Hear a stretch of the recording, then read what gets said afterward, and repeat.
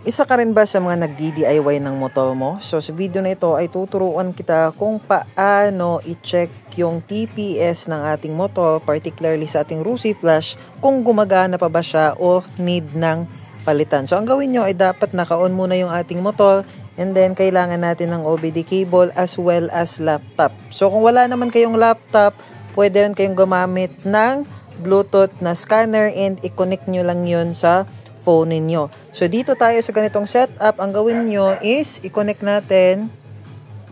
Ayan, as you can see, connected na, and dapat nakaselect yung tamang ECU model, and then punta tayo dito sa dashboard. So as you can see, nare-read na ng ating software yung ECU ng ating motor. So dito banda, meron tayong throttle position sensor. And yung ating TPS ay dapat meron siyang volts na 0 point something to 5.0 volts. Pag lumagpas na sa 5 volts yung reading dito or voltage ng ating TPS, ibig sabihin na kailangan ng palitan or need ng palitan. So para ma-check natin yung voltahe ng ating TPS, as you can see, meron na siyang volts, 0.6 ay ito, 0.664 volts. So ang gawin natin is pihitin lang natin yung ating silinyador. Ayan.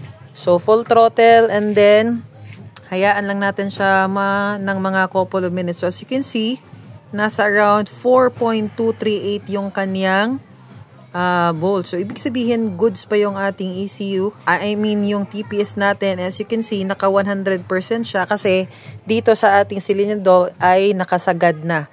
So, 100% and yung voltage reading niya is 4.38. So, nag-iiba-iba yan. Okay lang yan as long as hindi siya lalagpas ng 5 volts.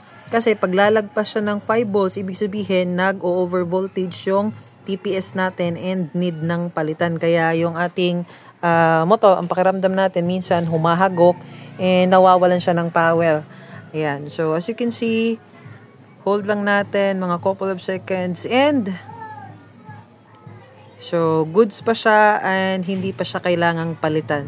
So, ganyan lang kadali kung paano mag-check ng TPS kung gumagana pa ba o hindi. So, gawin nyo to particularly sa Rusi flash nyo pag nagpapalit kayo ng TPS para hindi kayo mapagastos kasi medyo mahal yung TPS. So, try natin ulit. Ito, bawasan natin 50%. Ayan.